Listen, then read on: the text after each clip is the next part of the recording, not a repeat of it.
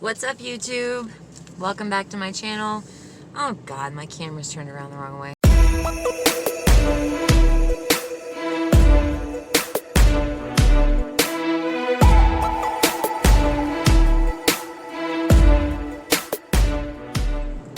Take two. What's up, YouTube? Welcome back to my channel. My name is Amy, and this is my mean mommy life. People are gonna start saying that I'm getting addicted to vlogging, but I'm enjoying it. I'm enjoying it a lot, especially since I figured out the camera situation. I figured out the storage situation. It's not great, but it's figured out. It'll work for now. And I'm starting to figure out this editing. I feel like I'm getting pretty good at it. And I'm not saying that I'm, professional caliber video editor, vlogger, YouTube influencer. But I feel like I'm doing a good job getting my feet wet, dipping my toe in a little bit deeper water. This is a new frontier for me, but I'm having a lot of fun, and it's been very exciting. So, thank you all for everybody who's watched my videos so far, everybody who has subscribed, everybody who has liked and left comments. I really do appreciate it, and I welcome a lot more. So, in one of my last videos, I don't remember, I've been on kind of a uploading rampage here lately, but in one of my last few videos, I put up, the video itself was about my goals and intentions and hopes and dreams and things of that nature for 2021. So today I wanted to take the opportunity to kind of expound on one of those, and then I'll make other videos talking about the other ones on the list. So number one was buying a house. And I mentioned in my last video that my boyfriend's boss, Eric, I can't stand that when people are just like, my boyfriend this, my boyfriend that, my boyfriend this, my boyfriend that. Tell me what his name is. I mean, start off by saying my boyfriend, and then transfer to my boyfriend Eric. And then after you've, talked about him a little bit, just call him Eric. I know who he is. So, my boyfriend Eric, he really wants to buy a house. His boss is a real estate agent. And his boss, from what I understand, kind of specializes in foreclosed properties, which would be great because we could get a decent house for less money than if it were a new house, or if it were not in foreclosure. I could be wrong about that. Never bought a house before, so kind of flying by the seat of my pants as far as this is concerned. So the reason why we're gonna buy a house is because we just can't afford to rent anything that is big enough to meet our needs in the greater Phoenix area, in areas where we are comfortable living. Phoenix has a lot of really great areas. It's a very, very diverse, cosmopolitan, metropolitan area. But there are some areas that are a little sketch, and I'm just not comfortable, living in, and, having my kids walk home from school, or, it's just, if you're parents out there, you know what I'm talking about. You want to know that when you're at home, when you're at work and your kids are at home, that you don't have to worry about, crackheads hanging out in the front yard, or somebody breaking into your house. So, we've been in the apartment that we're in for about 6 months. And we recently got our renewal paperwork for our lease, saying, hey, are you going to stay, or are you going to move out? Because we got to go. We got to know. What are you going to do? And I have been, over the past few weeks, looking at rental properties online, kind of getting a feel for what the market kind of looks like and feels like. And the market's tight. I'm not going to lie. The market is tight, but not in a good way. Ba-dum-bum. Sorry. Dirty mom joke. So yeah, there's not a lot out there in the size and the price that we need. So I told Eric, probably a little firmer than I should have. I told Eric, listen, I think we're going to have to come to terms with the fact that we're not going to find something that is the same price as we're paying now or cheaper.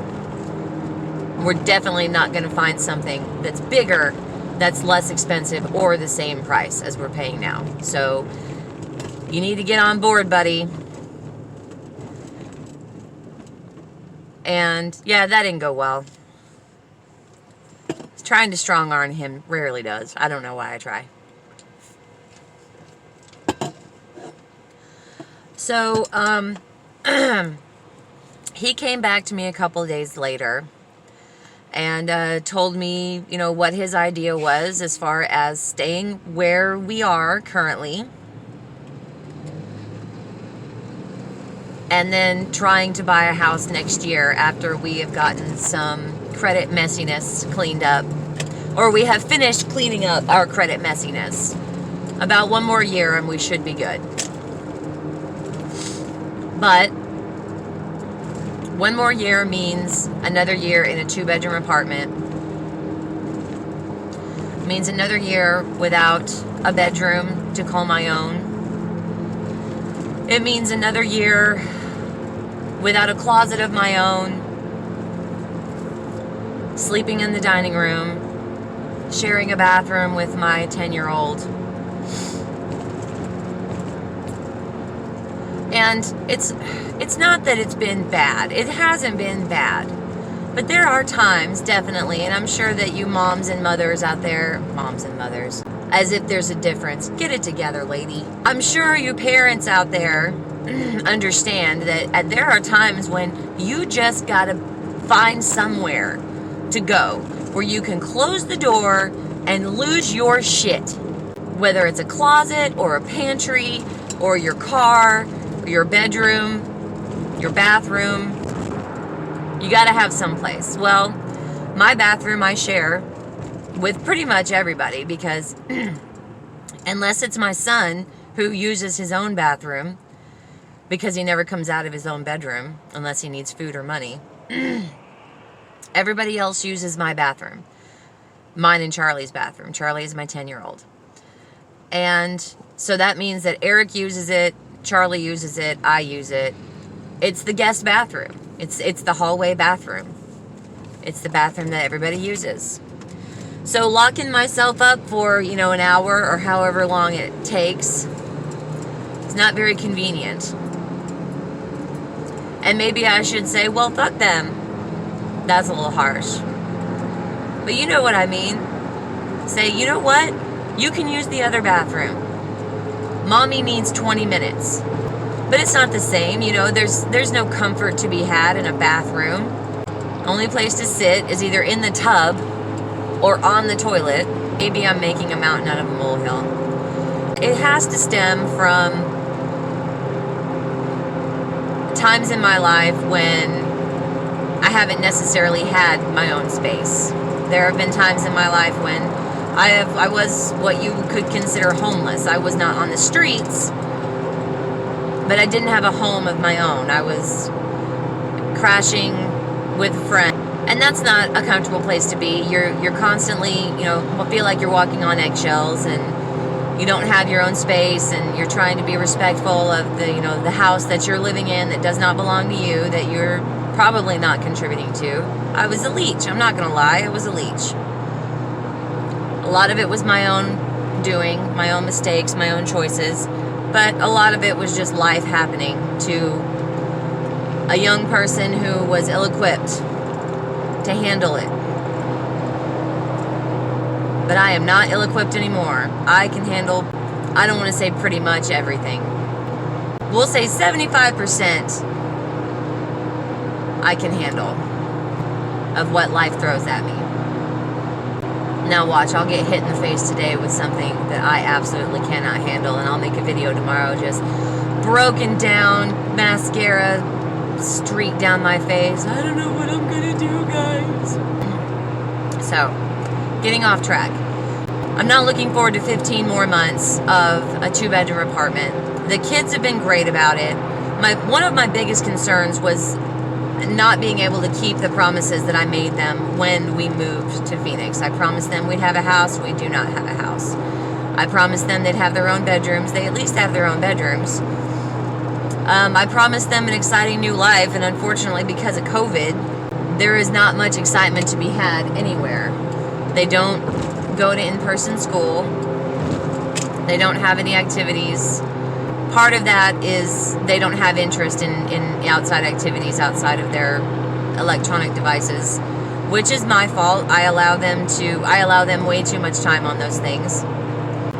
But another issue is we just don't have the money to pay for a lot of extracurricular activities. So their school does have, different virtual activities that they can get involved in, but again, neither one of them have showed any interest. With Eric and I making better money, we should be able to arrange something while also getting our credit squared away. Oh my gosh, the mountains, they're just covered in snow. Absolutely beautiful.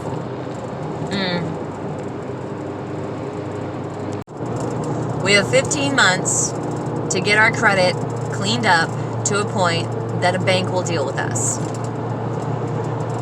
We also have 15 months to look into any time buyer programs that we may qualify for. We can look into federal grants. We can look into, there's a ton of options out there. I know that there are because I hear people talking about them all the time. Because I'm a hairstylist, and you talk to people about their lives, and that is one thing that a person talks about, is they talk about the struggle of finding a house and everything that they had to go through. And I make mental notes. I need to remember this and that. So I need to stop being so negative and focusing on how much this next year is going to suck. And I need to start focusing on the positive things that are coming out of it. I have told Eric that we need to get rid of our storage unit because it's too big for what we have in there. We can get a smaller storage unit for less money per month, and then we've got that extra money left over. So that's less stress. Having more money available to us that we don't have to pay out to something that we don't need. That's one more thing. Check that off the box as, a daily stressor.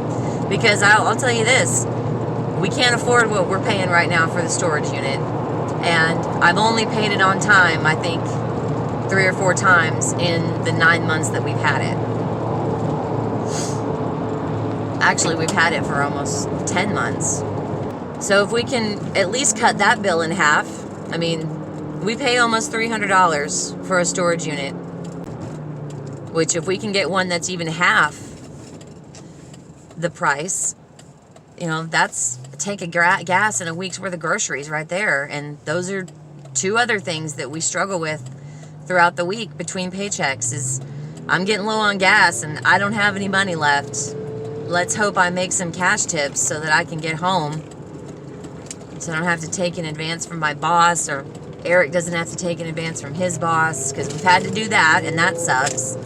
It takes the stress off for a minute, but then when your paycheck comes, you're $100 or $200 light on your check, which puts you behind, because the reason why you didn't have it to begin with is because you didn't have it. Having to pay it back doesn't automatically put the extra money in your bank account, if that makes any sense. I hope you know what I'm saying. So I need to start looking forward to the prospects and the opportunities that have been opened up for me, and stop focusing on the shitty aspects and the doors that have been closed as a result.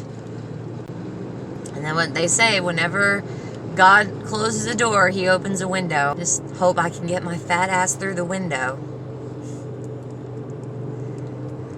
We'll talk about weight loss in the next video, because the weight loss and Vegas, those are kind of one and the same, because the weight loss, the trip to Vegas has spurred the weight loss, additional weight loss.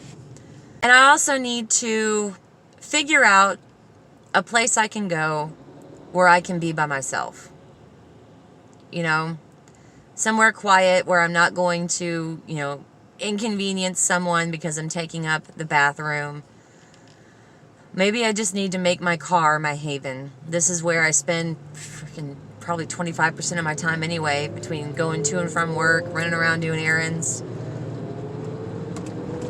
Maybe I just need to make more of the time that I have in the car and vlog and work on my channel and take advantage of days off when I can do some fun, different content.